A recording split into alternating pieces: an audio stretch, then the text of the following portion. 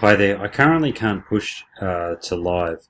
Failed to create a backup of your app, and I do know the reason why. It's because there are backups from previous deletion or pushes of staging environments, filling my usage storage quota on the hosting account. And what I used to do was come into cPanel file manager in here, and in staging in here there was backups and restore folders, and if they were there I would delete them, but it's changed.